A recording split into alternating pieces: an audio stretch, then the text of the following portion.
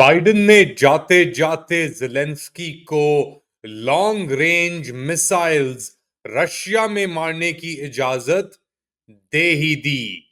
क्या ये तीसरी जंग अजीम की शुरुआत है? लेट अली शो यू के एक और एपिसोड में आप सबको खुशामदीद। To like subscribe and share this content. इस मौजू पे भी बात करेंगे और बांग्लादेशी इंटरिम हुकूमत ने मोहम्मद यूनुस साहब जो इंटरिम लीडर एक तरीके से आप समझ लें, उन्होंने एक फॉर्मल रिक्वेस्ट डाल दी है शेख हसीना की एक्स्ट्राडिशन के लिए हिंदुस्तान की तरफ।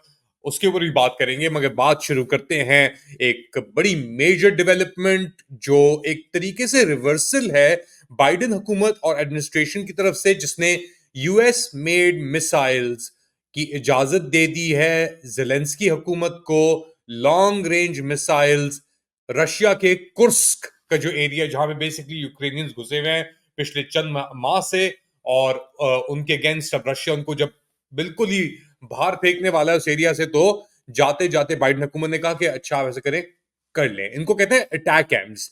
अटैक एम्स जो हैं ये लॉन्ग रेंज मिसाइल्स हैं जो 300-400 किलोमीटर की दूरी से मारे जा सकते हैं। और अब क्योंकि अमेरिकन वेपन्स हैं ये, तो इसकी इजाजत नेटो और अमेरिका को देनी थी।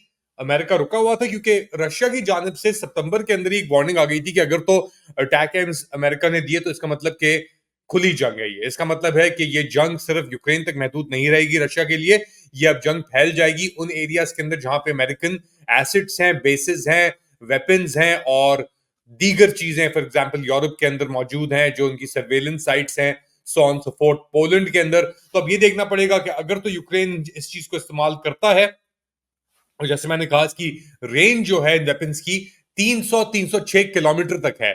इसको कहते हैं कि अपना अगर तो ये इस्तेमाल करता है यूक्रेन और ज़ेलेंस्की, तो इसके बाद पुतिन साहब और रशिया ने कहा है कि हमारे पास रिस्पांस की का ऑप्शन होगा और ये जंग फिर फैल जाएगी, जैसा मैंने कहा। अच्छा, इसके ऊपर दो तीन चीजें हो रही हैं। एक तो बाइडेन एडमिनिस्ट्रेशन ने कुछ दिन पहले ट्रांजिशनरी टीम के डोनाल्ड ट्रंप साहब से मुलाकात की थी, वो व्हाइट हाउस भी आए थे। ट्रंप साहब की अपनी गुफ्तगू चल रही है ज़ेलेंस्की साहब के साथ, और ज़ेलेंस्की साहब का एक बड़ा मेजर स्टेटमेंट भी आया था। उन्होंने कहा था कि जी क्योंकि अब ट्रंप साहब आ गए हैं तो लग रहा है कि ये जंग ज्यादा जल्दी खत्म हो जाएगी। लेकिन बाइडेन साहब के और जो अमरीकी डीप स्टेट है उसके अपने कंसिडरेशंस हैं। वो चाहते नहीं है कि जंग जल्दी खत्म हो, वो चाहते हैं कि रशिया को किसी तरीके से एक शिकस्त का सामना, यानी एक फैंटास्टिकल चीज है, हो नहीं सकता क्योंकि रशिया बिल्कुल कस्प पे है, पॉइज्ड है जीतने के ऊपर। अच्छा, ट्रंप साहब की तरफ से क्या रिएक्शन आ रहा है? उनके बेटे डॉन जूनियर का भी एक ट्वीट आई है, उन्होंने कहा कि जी ये तो बहुत ही गलती किएगी, जंग को, कॉन्फ्लिक्ट को बढ़ाने की बात कर रहे हैं, घटाने की बात नहीं कर रहे। अच्छा, ट्रंप साहब के जो फॉरेन पॉलिसी एडवाइजर्स हैं रिचर्ड ग्रेनेल, उनका भी स्टेटमेंट आया है। उन्होंने क्रिटिसाइज किया इस डिसीजन को और उन्होंने कहा है कि जंग को बढ़ाने की ये कोशिश है एक तरीके से अपनी ऑफिस या टर्म खत्म होने से पहले बाइडेन हुकूमत की। तो क्रिटिसिज्म उसके ऊपर भी आया है। अच्छा, कुछ कांग्रेशनल लीडर्स ने बाइडेन एडमिनिस्ट्रेशन को कहा था कि आप प्लीज अलाउ करें ये यूक्रेन को इस्तेमाल करने के लिए। तो इस मौके पे आके जब ट्रम्प साहब पॉइज्ड हैं व्हाइट हाउस के एंटर होने के ऊपर, उनके अपने मौकफ हैं, वो चाह रहे हैं कि ये जंग खत्म हो, तो क्या ज़ेलेंस्की साहब इतना बड़ा रिस्क ले सकते हैं? और ये क्यों इस वक्त ये डिसीजन हुई? तो अमेरिका कह रहा है कि रशिया के अंदर कोई लगभग 10,000 शमाली कोरिया के सोल्जर्स और अस्करी कुवत जो है वो यूक्रेन की तरफ आई है, एक मुआहदे के तहत किम जोंग उन और व्लादिमीर पुतिन साहब के। अच्छा, इस चीज के ऊपर रेस कर रहे हैं, रशिया इस चीज को डिनाई कर रहा है। अब कुछ भी हो सकता है क्योंकि रशिया ने चेचन ट्रूप्स भी यूज किए और जगहों से भी उसके ट्रूप्स आए, वैगनर के भी अफ्रीका से ट्रूप्स इस्तेमाल हो रहे थे वहां पे। तो 10,000 नॉर्थ कोरियन ट्रूप्स का आना कुर्स्क रीजन के अंदर, स्पेशली जो वहां पे यूक्रेनियन कार्रवाइयां हो रही थी और सीआईए बैक यूक्रेनियन कार्रवाइयां हो रही थी, तो उसके जवाब के अंदर ये बेसिकली बाइडेन साहब ने उनको कहा कि आप जो है ना आप इस्तेमाल कर लें, आपके पास चंद ही माह है इस्तेमाल करने के लिए तो बेसिकली गो फॉर इट। मगर मसला ये है कि बहुत देर हो चुकी है। विंटर सीजन आ गया है, हम जानते हैं विंटर से अंदर वैसे ही जो आपकी यूक्रेन बहुत ठंडी जगह है, बिल्कुल यानी एक फ्लैट एरिया है, हवा जब चलती है विंड जेल के अंदर वैसी ठंड बहुत हो जाती है। तो ऐसे वक्त के ऊपर जब बैटल लाइंस रशिया डोमिनेट कर चुका है समर और फॉल तक, कुर्स्क का एरिया से ये वहां पे एक इंकर्जन हुई थी, मगर जो डोनेट्स्क और लुहांस्क का एरिया है वहां पे रशिया की बड़ी एडवांसेस हुई हैं। और उनको देखते हुए अब यूक्रेन बड़ी एक कॉम्प्रोमाइज पोजीशन के अंदर है। और ये मेरा अंदाजा है कि बहुत लेट हो चुका है, क्योंकि अगर अब यूक्रेन इस्तेमाल भी करता है इन वेपन्स को, लॉन्ग रेंज वेपन्स को, तो रशिया को एज सच कोई इफेक्ट नहीं होगा। यूक्रेन को भी एज सच कोई इफेक्ट नहीं होगा, क्योंकि सप्लाई लाइंस वैसे ही पुश बैक कर दी गई हैं। राइट। अब यूक्रेन के पास अटैक एम्स तो अभी उनके पास इस्तेमाल करने की इजाजत है, मगर उनको हेमार्स भी दिए गए थे। उनकी कोई 120 150 की 150 mm के हेमार्स भी दिए गए थे। उसकी बहुत बड़ी लॉन्ग रेंज थी, सही है, उन हेमार्स की। उससे कुछ चेंज नहीं हुआ। उनको ब्रैडली फाइटिंग व्हीकल्स भी दी गई थी, उसके ऑल्टरनेटिव्स टर्की से भी गए थे, कनाडा से भी गए थे, उससे भी कोई फर्क नहीं पड़ा। एब्राहम टैंक्स भी दिए थे अमेरिका ने, उससे भी कोई फर्क नहीं पड़ा। F-16 भी दिए अमेरिका ने, उससे भी कोई फर्क नहीं पड़ा।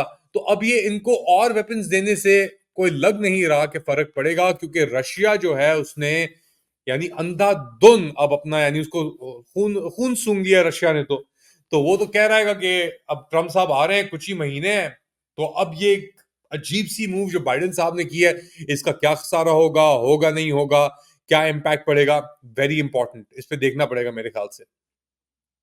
अच्छा, एक तरफ तो ये हो रहा है कि यूक्रेन के ऊपर बाइडेन साहब एक कॉन्फ्लिक्ट को जाने से पहले बढ़ाने की कोशिश कर रहे हैं। दूसरी जानेब हम अगर अपनी अटेंशन करें, इंडिया के जो वजीर आजम है उनका अफ्रीका का एक बहुत अहम टूर चल रहा है। नाइजीरिया और अफ्रीकन ममालिक के अंदर इंडिया की बहुत पेनिट्रेशन है डेवलपमेंट कंस्ट्रक्शन को लेकर, क्योंकि जो रिटर्न्स आ रहे हैं अफ्रीकन प्रॉपर्टी और कंस्ट्रक्शन के अंदर, क्योंकि वहां पे और कोई कंपटीशन नहीं है, इतनी कंस्ट्रक्शन कंपनीज मौजूद नहीं है, उनका ज्यादातर फोकस तो गल्फ गल्फ के अंदर है या यूरोप के अंदर है या फार ईस्ट के अंदर है। तो इंडियन कंपनीज अब मूव कर रही हैं अफ्रीका के अंदर, और स्पेशली कंस्ट्रक्शन प्रोजेक्ट्स को लेकर, क्योंकि चाइना, ऑब्वियसली चाइना का अपना एक किरदार है, उसने तो किया है वहां पे।